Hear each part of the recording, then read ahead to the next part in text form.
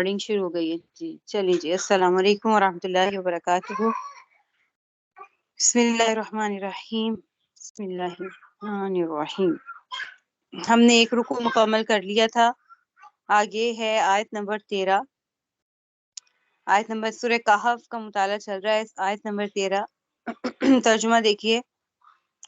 ہم تمہارے سامنے ان کا واقعہ ٹھیک ٹھیک بیان کرتے ہیں یہ کچھ نوجوان تھے جو اپنے پروردگار پر ایمان لائے تھے اور ہم نے ان کو ہدایت میں خوب ترقی دی تھی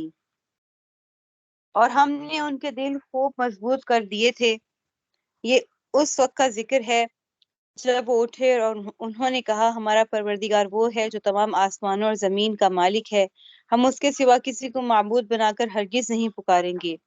اگر ہم ایسا کریں گے تو ہم یقیناً انتہائی لغو بات کریں گے اصحاب کہف کے بارے میں بات چل رہی تھی اور وہ کتنے لوگ تھے اور نبی کریم صلی اللہ علیہ وسلم سے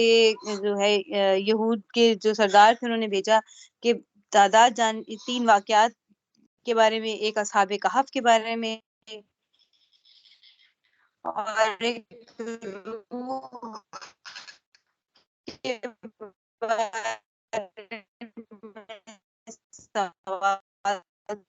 تھا اور ایک حضرت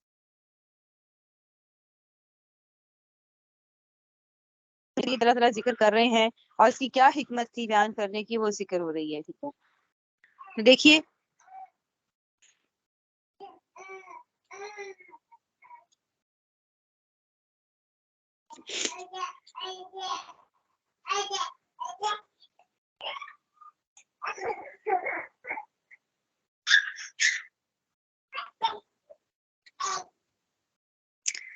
اس واقعے کے بارے میں جو یہاں پہ اب یہ لفظ ہے انہم فتیتن فتیتن کہتے ہیں نوجوان کو فتح کی جمع ہے یہ فتح نوجوان کو کہتے ہیں ایک منٹ ہے یہ ذرا اس کی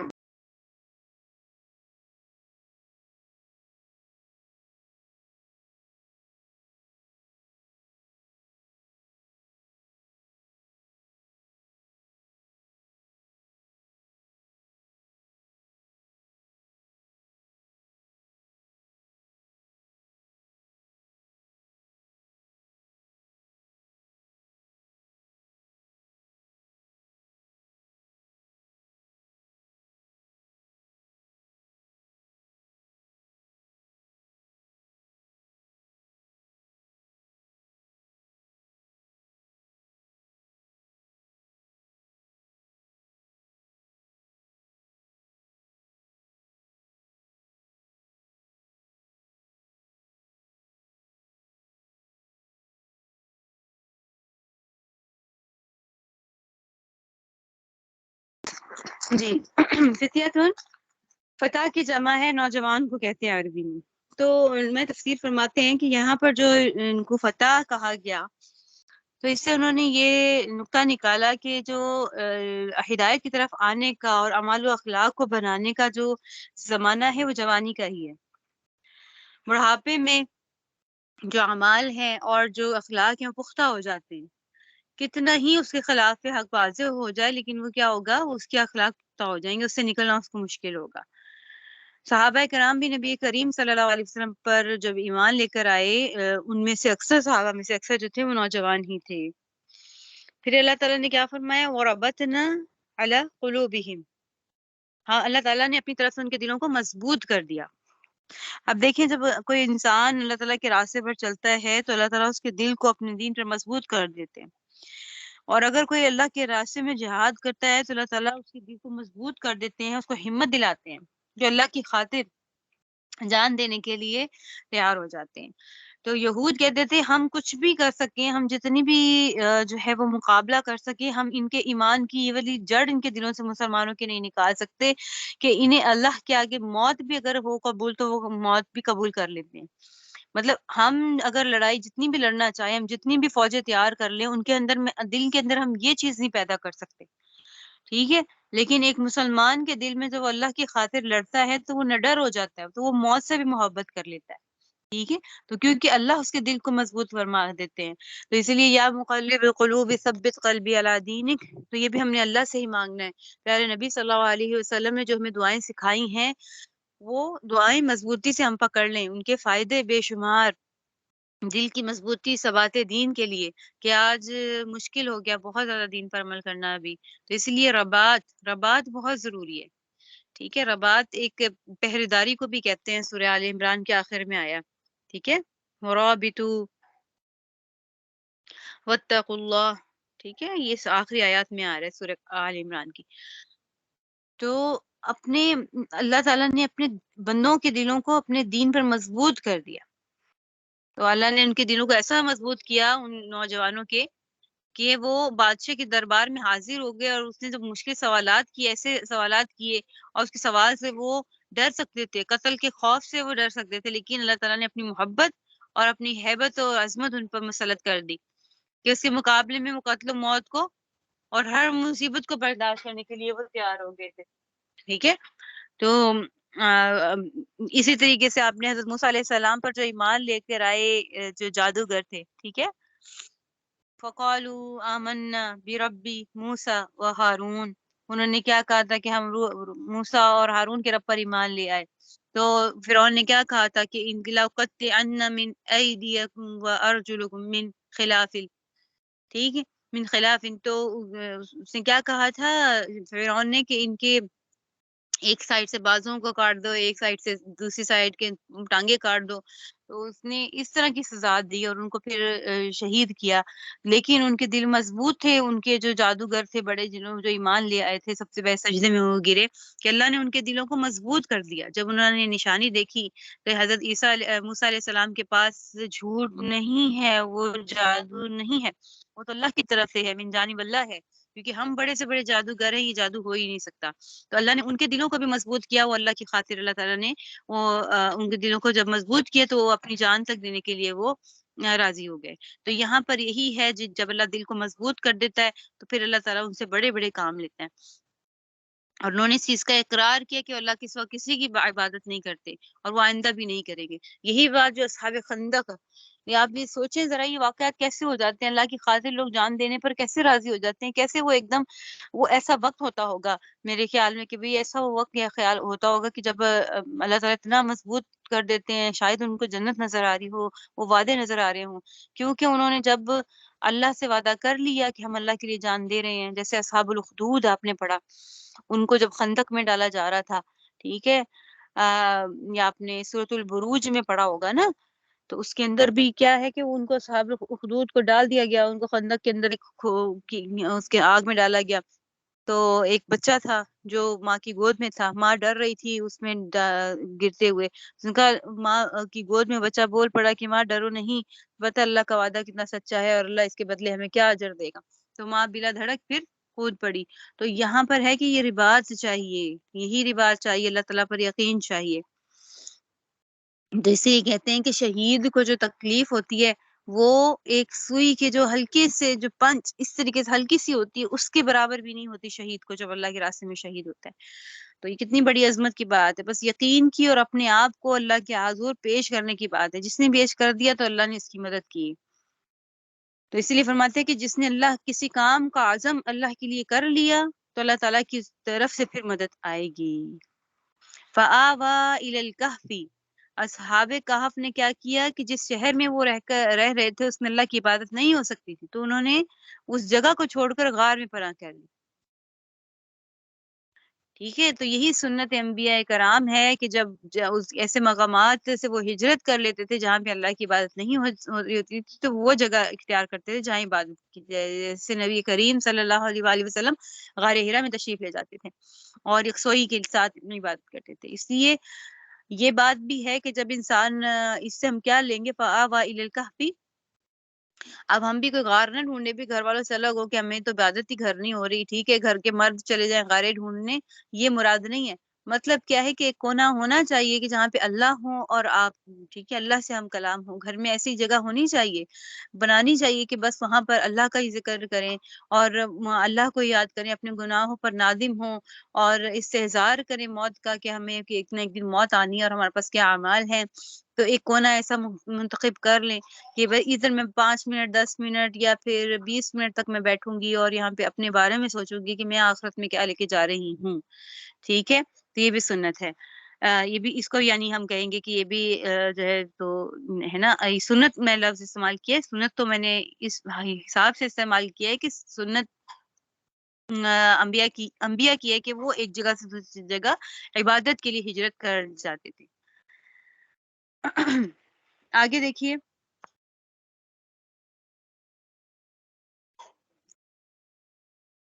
هؤلاء قوم اتخذوا من دونه آلهة، یہ ہماری قوم کے لوگ ہیں جنہوں نے اس پروردگار کو چھوڑ کر دوسرے معبود بنا رکھے ہیں۔ اگر ان کا عقیدہ صحیح ہے تو وہ اپنے معبودوں کے ثبوت میں کوئی واضح دلیل کیوں پیش نہیں کرتے؟ بھلا اس شخص سے زیادہ ظالم کون ہوگا جو اللہ پر جھوٹ باندھے؟ ٹھیک ہے، سب سے بڑا ظلم کیا ہے؟ اللہ پر جھوٹ باندھنا، اللہ کے ساتھ شرک کرنا۔ اور ساتھیوں، جب تم نے ان لوگوں سے بھی علیحدگی اختیار کر لی ہے اور ان سے بھی جن کی یہ اللہ کو چھوڑ کر عبادت کرتے ہیں، تو چلو اب تم اس غار میں پناہ لے لو، تمہارا پروردگار تمہارے لیے اپنا دامن رحمت ہلا دے گا اور تمہارے کام میں آسانی کے اسباب مہیا کرے گا۔ ٹھیک ہے، تو آپ جب دین حق اختیار کر لیا ہے، اس رب پر ایمان لے آئے ہو اور شہر کے لوگ مخالف ہیں، تو اب اس دین کے مطابق عبادت کرنا ہے، تو پھر شہر کے باہر جو غار ہے، پہاڑ کے اندر جو غار ہے، اس میں جا بیٹھو تاکہ کسی کو تمہارا پتہ نہ چلے۔ وَتَرَى الشَّمْسَ إِذَا طَلَعَتْ، اور وہ غار ایسا تھا کہ تم سورج کو نکلتے وقت دیکھتے تو وہ ان کے غار سے دائیں طرف ہٹ کر نکل جاتا، اور جب غروب ہوتا تو دائیں طرف کترا کر چلا جاتا، اور اس غار کے کشادہ حصے میں سوئے ہوئے تھے۔ یہ سب کچھ اللہ کی نشانیوں میں سے ایک نشانی ہے۔ جسے اللہ ہدایت دے دے وہی ہدایت پاتا ہے، اور جسے وہ گمراہ کر دے اس کا تمہیں ہرگز کوئی مددگار نہیں مل سکتا جو اسے راستے پر لائے۔ اب یہاں پر اس آیت میں جو کرامات ظاہر ہو رہی ہیں، ٹھیک ہے، اللہ تعالیٰ نے اصحاب کہف کے 3 حال بتائے ہیں، اور تینوں کے تینوں حال عجیب ہیں۔ ایک کیا ہے کہ اللہ نے ان پر مسلسل نیند، ایک زمانے تک نیند کو مسلط کر دیا، اور بغیر کسی غذا کے کسی کا زندہ رہنا، یہ کیا ہے؟ کرامت نہیں تو اور پھر کیا ہے؟ یعنی اللہ کی کرامت ہے نا، اللہ تعالیٰ کی، اور عادت کے خلاف یہ بات ہے کہ عام عادت یہی ہے کہ انسان جو ہے وہ زندہ نہیں رہتا خوراک کے بغیر، ٹھیک ہے، زیادہ سے زیادہ 2 دن 3 دن نکال لے گا تو وہ حالت مرگ پر آ جائے گا۔ تو اس طویل نیند کی حالت میں ان کا کیا حال تھا؟ اللہ تعالیٰ نے بتایا کہ اللہ تعالیٰ نے ان کو غار کے اندر اس طریقے سے محفوظ رکھا کہ ان کو صبح شام دھوپ ان کے پاس سے گزر جاتی مگر غار کے اندر نہ آتی، ان کے جسموں پر نہ پڑتی، ٹھیک ہے۔ ظاہر ہے اگر دھوپ پڑتی تو ان کے جسم کے اندر تغیر آتا، کچھ جو ہے وہ خراب ہو جاتا، اور ان کا جسم کے اوپر، یعنی اگر نیند کی حالت میں تو پھر کیا تھا کہ اس کے اثرات ان کے اوپر پڑتے دھوپ کے، اور کیا پتا وہ جسم گلنے سڑنے لگ جاتا، تو ان کے اللہ نے لباس کو بھی محفوظ رکھا اور دھوپ سے ان کے جسموں کو بھی محفوظ رکھا، ٹھیک ہے۔ اب دھوپ کے ان کے اوپر نہ پڑنے کا یہ معنی لینا کہ بھئی اب وہ ایسی جگہ پر تھی کہ دھوپ ان کے اوپر پڑتی ہی نہیں تھی، اس کی وجہ قطع ایسی تھی، تو جو صاحب جو ہیں ریاضی ابن قتیبہ، انہوں نے کیا کہا؟ انہوں نے ریاضی کے اصول کے مطابق یہ قواعد لگائے اور کہا کہ اس طریقے کا رخ تھا ان کا، اور دھوپ ان کے پاس سے الگ ہو کر گزر جاتی تھی، ٹھیک ہے۔ جبکہ جو زجاج وہ ہیں وہ فرماتے ہیں کہ دھوپ کا ان کے پاس سے الگ ہو کے گزرنا کسی وجہ قطع کی وجہ سے نہیں تھا کہ اس کی شیپ ایسی تھی ان کی غار کی، بلکہ کرامت ہے، کیونکہ اللہ تعالیٰ نے آگے کیا فرما دیا؟ ذالک من آیات اللہ، یہ اللہ تعالیٰ کی آیات میں سے، نشانیوں میں سے ہے،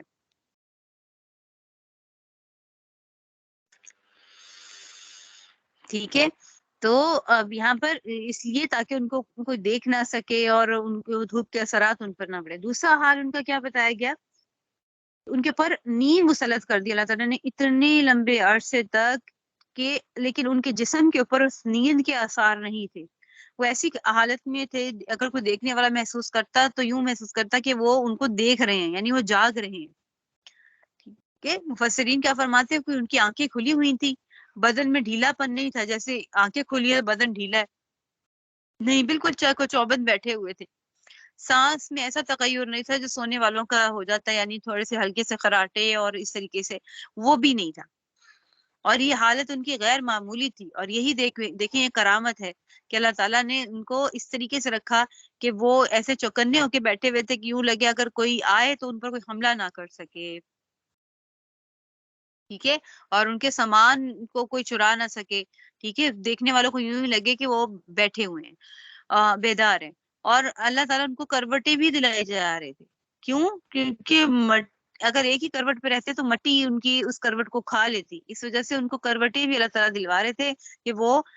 مٹی ان کو نقصان نہ پہنچائے۔ اب یہاں پر ذکر آئے، یہ دیکھیں اگلی آیت میں دیکھیں وَتَحْسَبُهُمْ أَيْقَاظًا وَهُمْ رُقُودٌ، ہم انہیں دیکھ کر یہ سمجھتے، تم انہیں دیکھ کر یہ سمجھتے کہ وہ جاگ رہے ہیں، حالانکہ وہ سوئے ہوئے تھے، اور ہم ان کو دائیں اور بائیں کروٹ دلواتے رہتے تھے، اور ان کا کتا دہلیز پر اپنے دونوں ہاتھ پھیلائے ہوئے بیٹھا تھا، اگر تم انہیں جھانک کر دیکھتے تو ان سے پیٹ پھیر کر بھاگ کھڑے ہوتے، اور تمہارے اندر ان کی وحشت سما جاتی، ٹھیک ہے۔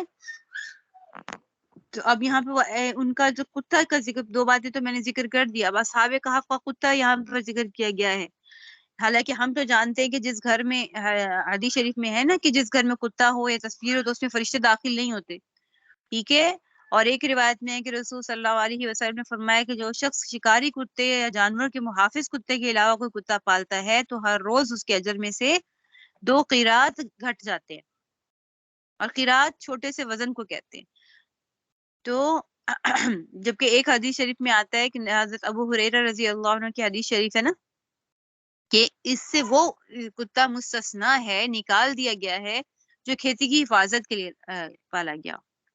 ٹھیک ہے۔ اب یہاں پر ان روایات حدیث کی بنا پر سوال پیدا ہوتا ہے پھر اصحاب کہف کے پاس کیوں یہ کتا تھا؟ تو اس کا ایک جواب تو یہ ہے کہ یہ حکم کتا پالنے کا دوسری شریعت کے اندر منع نہیں تھا، نبی کریم صلی اللہ علیہ وسلم کی شریعت میں منع تھا، ٹھیک ہے۔ حضرت حضرت عیسیٰ علیہ السلام کے دین پر تھے نا وہ، تو وہ ان دین میں منع نہیں تھا لیکن شریعت محمدیہ میں منع تھا، یہ ایک جواب۔ اور دوسرا، یہ لوگ جو تھے وہ صاحب مویشی تھے، یہ ہے، اور ان کی حفاظت کے لیے انہوں نے کتا پالا تھا، اور جب وہ جانے لگے تو ظاہر کتا تو وفادار ہوتا ہے، تو وفاداری میں مشہور ہے، تو جب وہ بھی چلے تو ان کے ساتھ کتا بھی ان کے ساتھ چل پڑا۔ پھر یہاں پر یہ بھی فرماتے ہیں، ابن عطیہ فرماتے ہیں کہ میرے والد نے فرمایا کہ میں نے ابو الفضل جوہری کا ایک واعظ جامع مصر کے اندر سنا، وہ برسر ممبر یہ فرما رہے تھے کہ جو شخص نیک لوگوں سے محبت کرتا ہے اس کی نیکی کا حصہ اس کو بھی ملتا ہے، ٹھیک ہے۔ دیکھو اصحاب کہف کے کتے نے ان سے محبت کی اور ساتھ لگ گیا تو اللہ تعالیٰ نے قرآن کریم میں اس کا ذکر کر دیا، دیکھ لیں ایک کتے کا مرتبہ اتنا اونچا ہو گیا کہ ان اپنے صاحبوں کے ساتھ کہ وہ اللہ کے دین پر تھے اور وہ نکل پڑے تو وہ کتا بھی ان کے ساتھ ایک مقام پا گیا، ٹھیک ہے۔ تو قرطبی رحمہ اللہ نے روایت نقل کی، وہ فرماتے ہیں کہ جب ایک کتا صلحاء اور اولیاء کی صحبت سے مقام پا سکتا ہے تو آپ قیاس کر لیں کہ مومنین موحدین جو اولیاء اللہ اور صالحین سے محبت رکھیں ان کا مقام کتنا بلند ہوگا، ٹھیک ہے۔ تو اس واقعے میں ان مسلمانوں کے لیے تسلی ہے، بشارت ہے جو اپنے اعمال میں کوتاہی کرتے ہیں لیکن پیارے نبی صلی اللہ علیہ وسلم سے محبت پوری کرتے ہیں، یعنی اعمال میں کمی ہے۔ یہ ایک سوال بھی کیا نا صحابہ میں سے، آپ صلی اللہ علیہ وسلم، چلے وہ بھی حدیث شریف پڑھ لیتے ہیں۔ صحیح بخاری میں بروایت انس رضی اللہ عنہ مذکور ہے کہ میں اور رسول اللہ صلی اللہ علیہ وسلم ایک روز مسجد سے نکل رہے تھے، مسجد کے دروازے پر ایک شخص ملا اور یہ سوال کیا کہ یا رسول اللہ صلی اللہ علیہ وسلم قیامت کب آئے گی؟ آپ صلی اللہ علیہ وسلم نے فرمایا تم نے قیامت کے لیے کیا تیاری کر رکھی ہے جو اس کے آنے کی جلدی کر رہے ہو؟ یہ بات سن کر یہ شخص دل میں کچھ شرمندہ ہوا اور کچھ عرض کیا کہ میں نے قیامت کے لیے بہت نماز، روزے اور صدقات تو جمع نہیں کیے مگر میں اللہ اور اس کے رسول سے محبت رکھتا ہوں۔ آپ صلی اللہ علیہ وسلم نے فرمایا اگر ایسا ہے تو سن لو کہ تم قیامت میں اسی کے ساتھ ہوگے جس سے محبت رکھتے ہو۔ حضرت انس رضی اللہ عنہ فرماتے ہیں کہ ہمیں جملہ مبارکہ حضور صلی اللہ علیہ وسلم سے سن کر اتنے خوش ہوئے کہ اسلام لانے کے بعد سب سے زیادہ خوشی کبھی نہ ہوئی تھی۔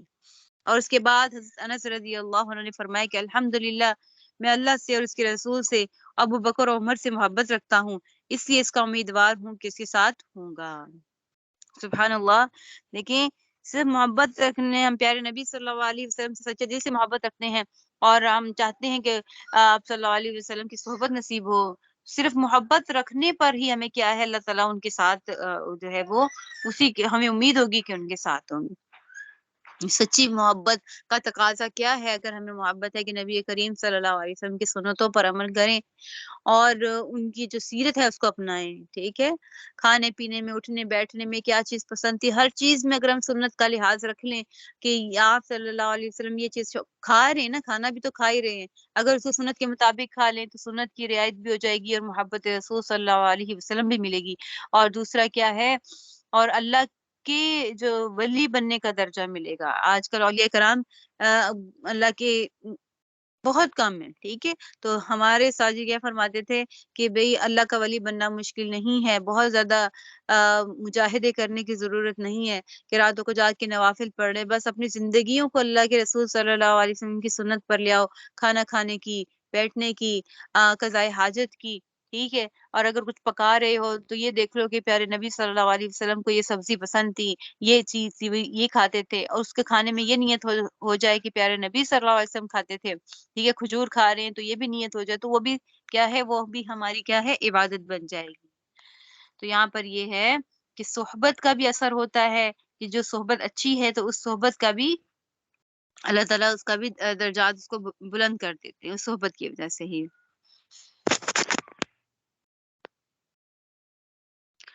آگے یہاں پہ جو فرمایا لو اطلعت علیہم لولیت منہم فرارا ولملئت منہم رعبا، کہ اگر تم انہیں جھانک کر دیکھتے تو ان سے پیٹ پھیر کر بھاگ کھڑے ہوتے اور تمہارے اندر ان کی دہشت سما جاتی. ٹھیک ہے، تو یہاں پہ لو اطلعت، اس سے یہ دو تا لو اطلعت، اگر میں پوچھوں آپ میں سے کوئی حاضر ہیں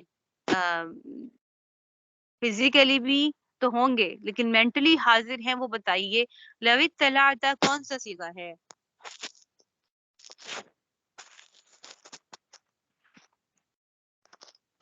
جی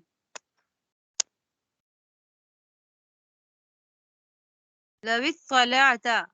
جی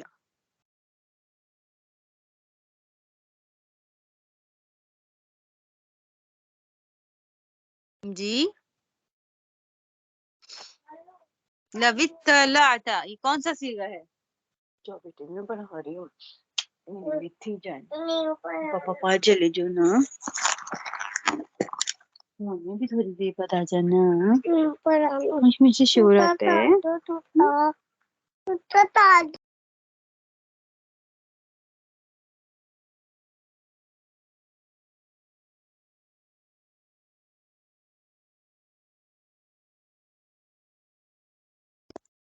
جی آپ سے سوال کیا گیا ہے،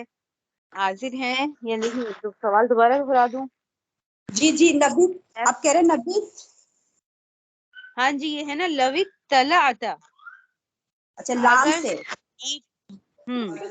یہ سیکھا کون سا ہے؟ چپ کر کے پاس بیٹھ کے بولنا نہیں آپ کو، چپ کر کے مؤنث کا صیغہ ہے؟ فعل ماضی کی نہیں آپ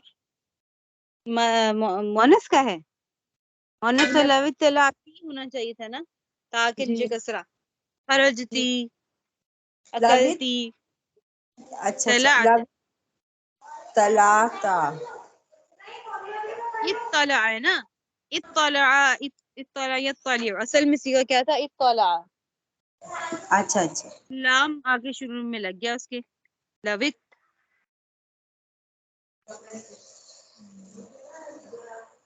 تھوڑا سا بعض اوقات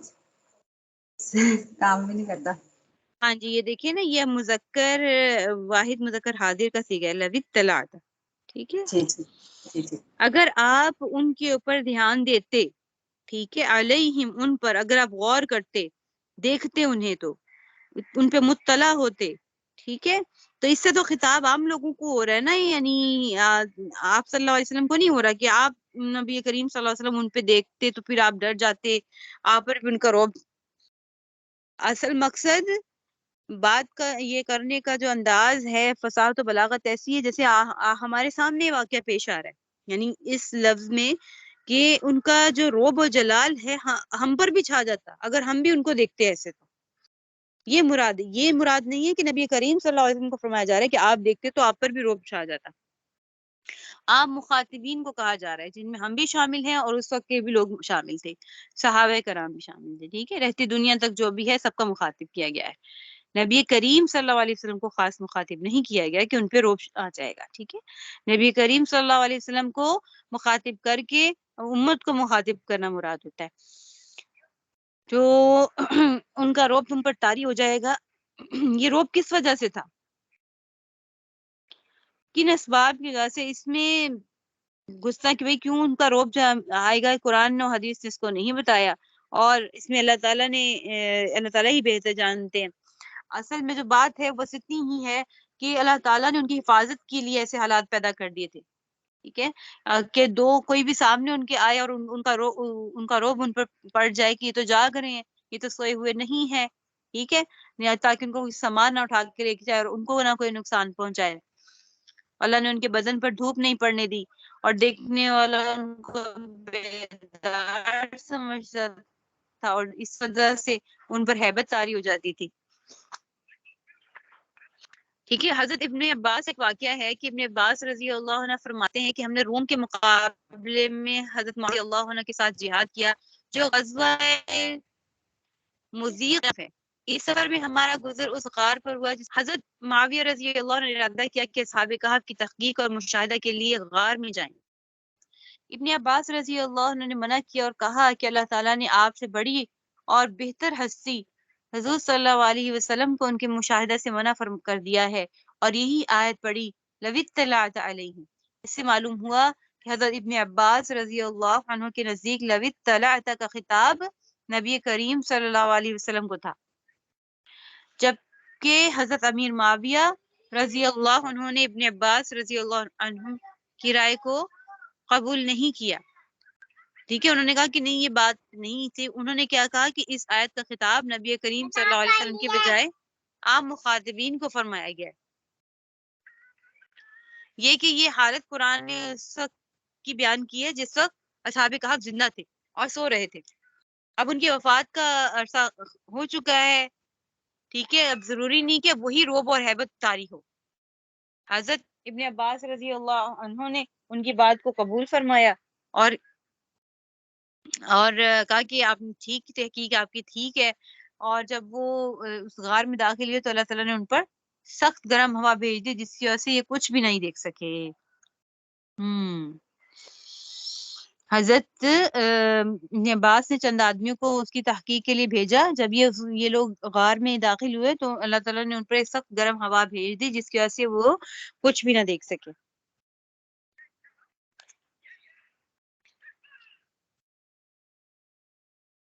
میرے پاس بیٹھ کے نہیں دیکھو نا، ایک منٹ۔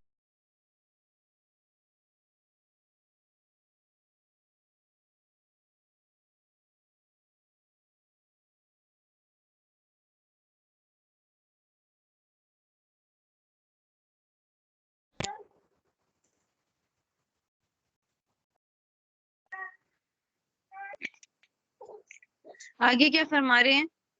وَكَذَلِكَ بَعَثْنَاهُمْ لِيَتَسَاءَلُوا بَيْنَهُمْ، اور جیسے ہم نے انہیں سلایا تھا اسی طرح ہم نے انہیں اٹھا دیا تاکہ وہ آپس میں ایک دوسرے سے ہو گے۔ کچھ لوگوں نے کہا ہم ایک دن یا ایک دن سے کچھ کم نیند میں رہے ہوں گے، دوسروں نے کہا تمہارا رب ہی بہتر جانتا ہے کہ تم کتنی دیر اس حالت میں رہے ہوگے۔ اب اپنے میں سے کسی کو چاندی کا سکہ دے کر شہر کی طرف بھیجو، وہ جا کر دیکھ بھال کرے کہ کون سے علاقے میں زیادہ پاکیزہ کھانا ملتا ہے، پھر تمہارے پاس وہاں سے کچھ کھانے کو لے آئے، اور اسے چاہیے کہ ہوشیاری سے کام کرے اور کسی کو تمہاری خبر نہ ہونے دے۔ اب یہاں پر کیا فرمایا جا رہا ہے کہ اب انہوں نے ذکر کیا کہ اپنے کسی بندے کو بھیجو اور وہ وہاں سے لے کر آئے کچھ کھانے پینے کی چیز، کذالک کا ذکر کیا گیا، یہ تشبیہ ہے، تشبیہ کے لیے دیا گیا ہے، تمثیل کے لیے۔ مراد کیا ہوگا اس سے؟ دونوں واقعوں کی تشبیہ بیان کرنا مراد ہے۔ ایک واقعہ اصحاب کہف کی جو لمبی نیند ہے، اور دوسرا کیا ہے؟ لمبی نیند کے بعد صحیح سالم اور باوجود غذا کے انہوں نے وہ تندرست اٹھے، اس وجہ سے کذالک فرمایا گیا۔ کذالک بعثناہم، اسی طرح ہم نے جیسے انہیں سلایا تھا، اسی طرح جیسے ہم نے انہیں سلایا تھا اسی طرح ہم نے اٹھا دیا. مطلب کیا؟ تشبیہ کے لیے کہ جیسے وہ سو رہے تھے، ان کو کچھ مت ہوا تھا، وہ بھوکے بھی نہیں تھے اور وہ بالکل صحت مند اٹھے، اسی طریقے سے ہم نے دوبارہ ان کو ویسے ہی اٹھا دیا. فَضَرَبْنَا عَلَىٰ آذَانِهِمْ فِي الْكَهْفِ سِنِينَ عَدَدًا. تو اس طرح دوسرا واقعہ کیا تھا کہ جب یہ ذکر ہوا کہ تندرست اس کا اٹھا دیا، تو اسی میں بتایا گیا ہے کہ بھئی کذالک، جس طرح عام نیند لوگوں کی یا عام انسانوں کی نیند ہوتی ہے عادتاً، تو اسی طریقے سے ان کی بھی نیند ہے کہ وہ بغیر کسی مشقت کے، بغیر کسی کمزوری کے احساس کے وہ لوگ ہوتے ہیں. لِتَسَاءَلُوا، فرمایا جس کے معنی کیا ہے، تاکہ لوگ آپس میں ایک دوسرے سے پوچھیں کہ نیند کتنے زمانے رہی. ٹھیک ہے، یہ ان کے جو جاگنے کی وجہ نہیں بنی کہ وہ جا کر وجہ پوچھے کہ ہاں بھائی کس نے، عام طور پر عادی طور پر انہوں نے یہ بات پوچھ لی کہ بتاؤ بھائی ہم کتنی دیر تک سوئے رہے ہیں. تو یہاں پر کیا ہے کہ یہ جو ان کی لمبی نیند تھی ایک نشانی تھی، اللہ تعالیٰ کی قدرت کی نشانی تھی کہ اللہ تعالیٰ نے بغیر کسی غذا کے ان کو قوی بھی رکھا، تندرست بھی رکھا، اور بیدار ہو کر جو ہے وہ دوبارہ واپس اپنی قوم کی طرف جانے لگیں گے. قال قائل منہم، ان میں غار میں رہنے والے کی جو لوگ تھے ان میں سے ایک شخص نے سوال کیا کہ تم کتنے عرصے تک سوئے ہو؟ تو بعض نے جواب دیے کہ ایک دن یا ایک دن کا کچھ حصہ. اور جب یہ لوگ غار میں گئے تھے تو وہ صبح کا وقت تھا، اور جب وہ بیدار ہوئے تھے تو وہ شام کا وقت تھا، اس لیے وہ سمجھے کہ وہی دن ہے جس میں ہم غار میں داخل ہوئے تھے، اور پھر وہ شام کا وقت ہے اور اب ہم اٹھ گئے. لیکن ان کو اس چیز کا احساس ہی نہیں ہوا کہ کتنی دیر تک، کتنے دنوں تک، بلکہ کتنے سالوں تک وہ ادھر سو رہے ہیں. قالوا ربکم اعلم بما لبثتم، کہتے ہیں کہ تمہارا رب بھی بہتر جانتا ہے کہ بھئی کتنی دیر تک اس میں تم سوتے رہے ہو. پھر انہوں نے اپنے ایک آدمی کو کیا بھیجا، مدینہ کسی کہتے ہیں شہر کی طرف، الی المدینہ تھی، تو غار یہ قریبی بڑا شہر تھا جہاں یہ لوگ رہتے تھے، تو وہاں انہوں نے بھیجا. اس شہر کا نام، اس وقت اس شہر کا نام افسوس تھا. ٹھیک ہے، اب اس کا نام ترسوس ہے. یہ صاحب کتاب معارف قرآن لکھتے ہیں کہ شہر کا نام پہلے افسوس تھا اور اب اس کا نام ترسوس ہے. ٹھیک ہے، یہ بت پرستوں کا اور اس شہر میں جو ہے جاہلیت کا زمانہ تھا اور بت پرستوں کا غلبہ تھا وہاں پہ. ٹھیک ہے، اور جب مسلمان یعنی حضرت عیسیٰ علیہ السلام کا زمانہ ان پر غالب آیا تو اس کا نام ترسوس رکھ دیا گیا. بِوَرِقِكُمْ، انہوں نے کہا اس رقم کو، اس روپیے کو بھی ساتھ لے جاؤ اور اس سے معلوم کرو کہ بھئی کھانا مل جائے گا. اب انہوں نے اگر توکل صرف رکھیں کہ ہاں بھی تم ایسے ہی جاؤ دیکھ کے آؤ کھانا مل جائے گا، بلکہ توکل کے ساتھ کیا ہے، اپنے ضروری نفقے، نکلے تو اللہ کے لیے تھا، عبادت کے لیے نکلے تھے. اب توکل کر کے صرف نکل جاتے کہ اللہ ہمیں ہمارے پہنچا دیں گے، پہنچا دیں گے، انہوں نے ایسا نہیں کیا، وہ سامان بھی ساتھ لے کے گئے. یہاں سے ہمیں معلوم ہوتا ہے کہ ضروری نفقے کا انتظام کرنا بھی زہد و توکل کے خلاف نہیں ہے. ایوہا کا کہتے ہیں پاک صاف کی، یہ دیکھ کے آؤ کہ کون سا حلال کھانا ہے. یہاں سے کیا مراد ہے کہ حلال کھانے کو ڈھونڈ کر لاؤ، کیونکہ جہاں جس شہر سے لوگ نکلے تھے وہ بتوں کا علاقہ تھا، وہاں پہ بتوں کے نام پر ذبح کیا جاتا تھا اور بازاروں میں وہی گوشت فروخت ہوتا تھا. اس لیے انہوں نے تاکید کی کہ کھانا ایسا لاؤ جو حلال بھی ہو اور پاک بھی ہو، یعنی پاکیزہ کھانا ہو، حلال ہو. اس سے پھر یہ بھی معلوم ہوا کہ تحقیق کے بغیر اگر کسی ایسی جگہ ہو، کسی ایسے شہر میں ہو یا کسی ایسے ملک میں ہو تو وہاں پہ جو اکثریت حرام کھانے کی ہو، ایسے ملک میں ہو تو وہاں پہ بغیر تحقیق کھانا جائز نہیں ہے. او یرجموکم، رجم کے معنی کیا ہے، سنسار کرنے کے. آگے دیکھیے، انہم ان یظہروا علیکم، یہاں دیکھیے، کیونکہ اگر ان شہر کے لوگوں کو تمہاری خبر مل گئی، یرجموکم تو یہ تمہیں پتھراؤ کر کے ہلاک کر دیں گے، او یعیدوکم یا تمہیں اپنے دین میں واپس آنے کے لیے فی ملتہم، آپ نے دین میں آنے کے لیے مجبور کریں گے، معذرت چاہتی ہوں،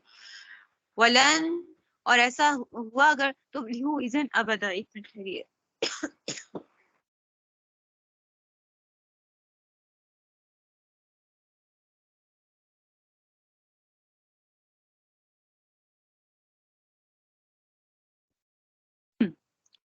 تو تمہیں کبھی فلاح نہیں مل سکے گی۔ میں نے کہا اگر یہ تمہیں خبر مل گئی، تمہاری خبر مل گئی، تو یہ پتھراؤ کر کے تمہیں ہلاک کر دیں گے اور تمہیں اپنے دین پر واپس آنے کے لیے مجبور کریں گے، اور اگر ایسا ہوا تو تمہیں کبھی فلاح نہیں ملے گی۔ وَكَذَلِكَ أَعْثَرْنَا عَلَيْهِمْ، اور یوں ہم نے ان کی خبر لوگوں تک پہنچا دی تاکہ وہ یقین سے جان لے کہ اللہ کا وعدہ سچا ہے، نیز یہ کہ قیامت کی گھڑی آنے والی ہے، اس میں کوئی شک نہیں۔ پھر وہ وقت بھی آیا جب لوگ ان کے بارے میں آپس میں جھگڑ رہے تھے، چنانچہ کچھ لوگوں نے کہا کہ ان پر ایک عمارت بنا دو، ان کا رب ہی ان کے معاملے کو بہتر جانتا ہے۔ آخر کار جن لوگوں کو ان کے معاملات پر غلبہ حاصل تھا، انہوں نے کہا کہ ہم تو ان کے اوپر ایک مسجد ضرور بنائیں گے۔